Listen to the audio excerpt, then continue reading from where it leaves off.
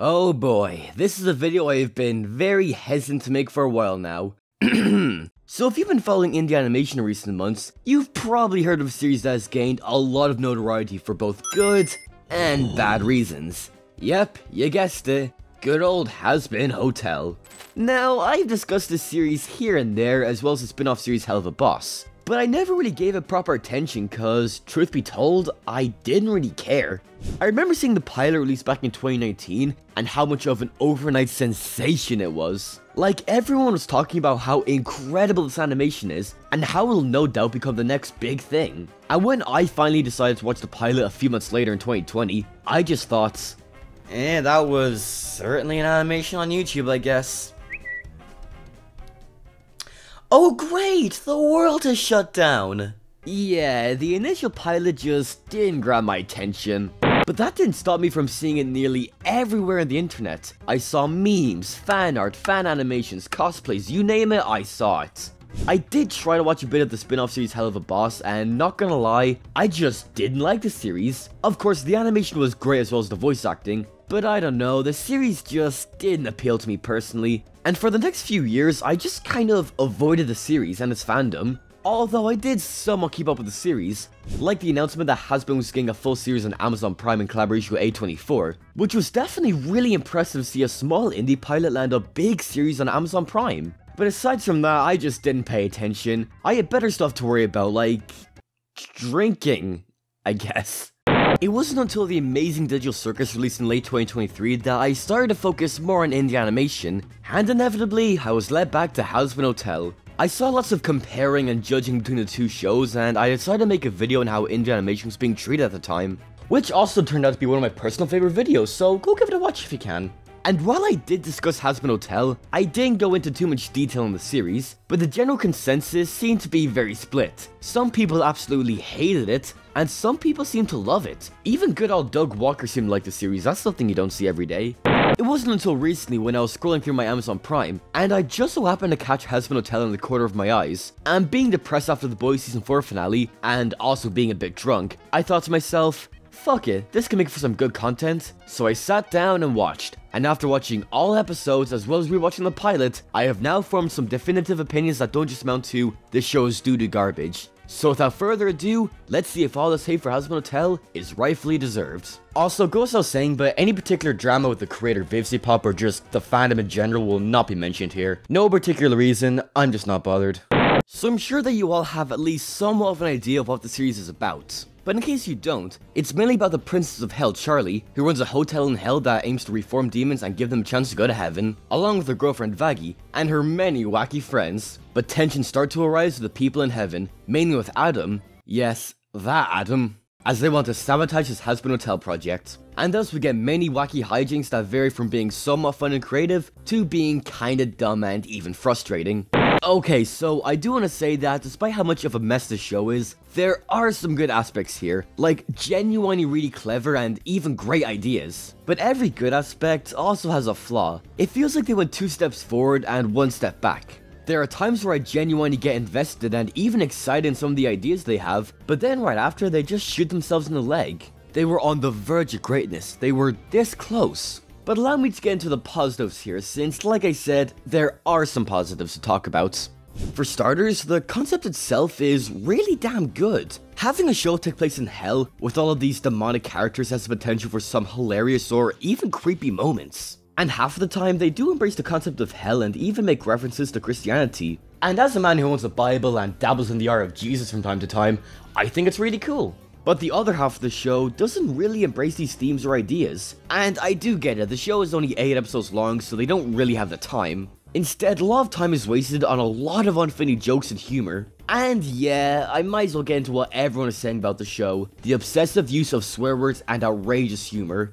I was deadass so surprised when I saw how much they relied on swearing for comedy. And I know, it's an adult cartoon and the show takes place in hell with demons as the main characters. You could look at these characters as demons who have lost all humanity and have no setbacks with what they can say, which is why they're always saying such profound and inappropriate material. And yeah, that's one way of looking at it. Now, let me make something crystal clear. Come here. Let me whisper this to you. Saying fuck all the time is not funny. But Hazbin Hotel believes that if characters are always swearing, then it's bound to become funny. Like, take a look at another popular adult animated series, Smiling Friends. They're not afraid to drop a few fucks here and there, but not for every joke. At best, they only swear when reacting to something strange or getting angry at someone. In Hazbin, however, they feel the need to include a swear word in nearly every sentence. It also doesn't really help how these swears are delivered. Again, going back to Smiling Friends, the character voices can range from being very cartoony and weird to being more relaxed and chill. So hearing characters like Charlie or Alan casually saying fuck can surprise viewers and even get a good laugh out of them. Or seeing a very exaggerated character scream swear words can add to the absurdity of the world they're living in. With Hazbin Hotel, however, all the characters talk in a very expressive and cartoony way, so when they swear, it's almost like the voice actors are putting emphasis on the swears, but it just comes off as really annoying and even desperate. Of course, I don't want to shit on the voice actors at all, they are doing a great job playing their respective characters. Hell, I was even surprised with the cast they assembled. Like, having Stephanie Beatrice from Brooklyn Nine-Nine and Into the Heights voice Vaggie was amazing casting. I especially love the performance of Alistair. Having him talk like an old-fashioned radio host and even it sounding like we're hearing it from a radio is just brilliant. I don't really know his actor Amir Telly, but he seems to have been in a lot of recognizable shows, even voicing Nerd in Family Guy. In terms of the rest of the cast, they all do pretty good with their respective characters. The cast is a mix of very well-known celebrities and just talented performers. You can tell that they're putting some genuine effort and energy into their performances, even if it can be a bit too much sometimes. But when it comes to the actual characters, it's fairly mixed. Charlie is a pretty solid main character. I love how positive she is and how she believes that everyone deserves a chance to live a good life in heaven. It's kind of refreshing having a show where the main character is just really nice and has good intentions. Her partner, Vaggie, is also really good. She acts as more of the straight woman, even though she's not straight, but you get the idea, to all the insane shenanigans that take place in the hotel. I also just really love their relationship. You can tell that they genuinely love and care for each other, which is just so nice to see in modern adult animation. Only negative thing is that they try to have some weird tension in their relationship later on in the series. And can you guess what stupid and overplayed trope they use? That's right, they use the fucking liar reveal trope. Oh my god, I hate this trope. Whenever it's used in TV or film, it just frustrates me more than anything, and the way it plays out here is just... it's so fucking bad. So some angels in heaven threaten to reveal that Vaggie is secretly an angel, cause apparently throughout the whole series she's been lying about her being a demon. Now did they ever hint that she was an angel at any point in the series? Nope, not a single point. If they were showing hints that she was lying about her identity, then maybe this could have worked. But it's just so out of nowhere and comes off as the writers wanting to include some unnecessary drama. And of course, Vaggie is very paranoid and does want to be outed, but oh no, Charlie finds out that Vaggie was lying about being a demon, oh no, oh no. So you think that Charlie's now going to be really pissed off at Vaggie now, right? Not really, no, she's more so just mildly annoyed. Like, what was the point of building up this liar revealed plot only for it to go nowhere? I guess it's better than the two of them moping around and hating each other for a few minutes, then being best friends again right after. But the whole thing just comes off as lazy writing to me. Oh yeah, the rest of the characters are fine, I guess. Some of them are fairly unremarkable and even a bit bland, but they can also have some good moments. I really like Husk and how tired he is of everyone's bullshit. And Keith David's voice is always such a treat to listen to. Serpentius is fine, and that small hyper girl can be somewhat funny, I guess. But Angel? Ugh, Angel. His character is just so frustrating. Not because he's a bad character, but because he could have been a brilliant character. Also, this section will cover some really tricky stuff like all of these topics, so if they make you uncomfortable, then please skip to this timestamp. So Angel's main personality is that he is very horny. I'm not even having a laugh in a bubble bath. For the first few episodes, every bit of dialogue is just him talking about how horny he is or making some unfunny sex jokes. It's genuinely painful at certain points, and I quickly grew to just despise him.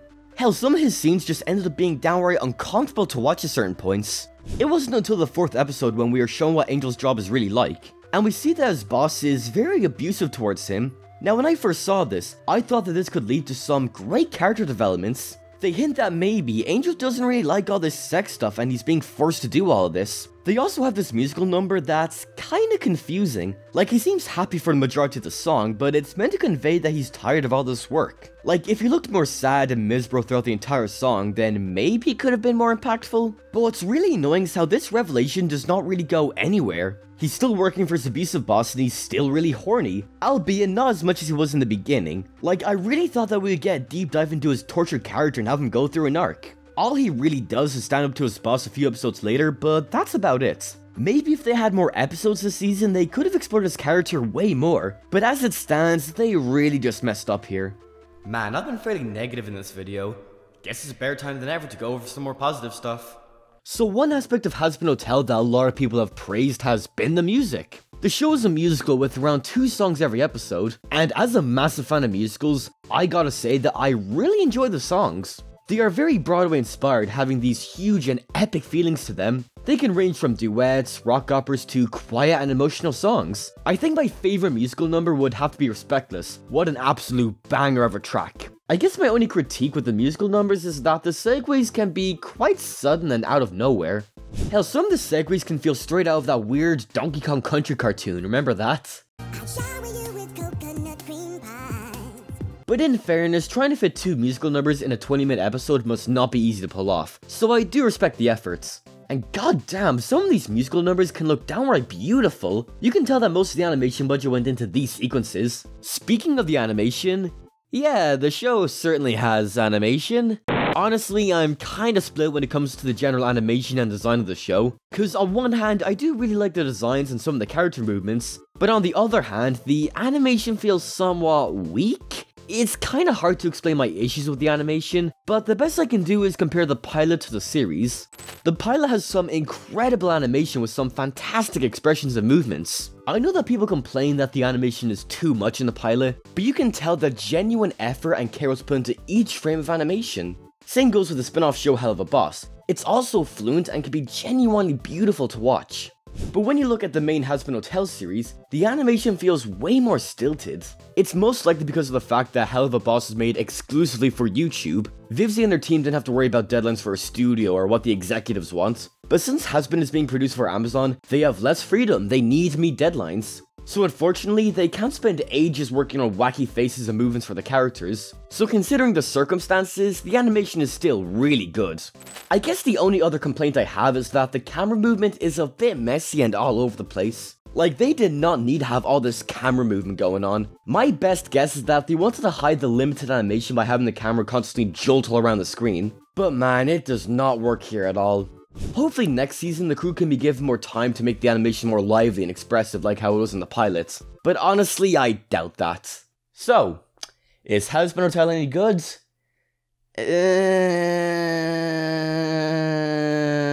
Kinda? Okay, so is it the worst show ever? No, not even close. I could honestly name so many other shows that are way worse. Hazbin Hotel is in this weird spot where the majority of the show is rather good, but it has so many issues that it kind of ruins the good stuff for me. Like I said in the opening, the show takes 2 steps forward, but 1 step back. With that being said, I do understand why people love the show, and why people also hate the show. It can have some great moments that makes me think the hate is not deserved, but then I'm reminded of all the glaring issues that really just piss me off. I wouldn't say that the show's hate is deserved. At best I can say that Hazbin Hotel is a messy show that has some really good elements. It's just a shame that all those good elements are underneath a layer of really bad elements. But with all that said and done, what did you guys think of the show? I know opinions are kind of all over the place right now, so I would like to hear why people like the show and why people don't like the show. Just please don't start a war in the comments. I think that's the last thing we need right now. Anyway, that is all for me today. See ya, folks.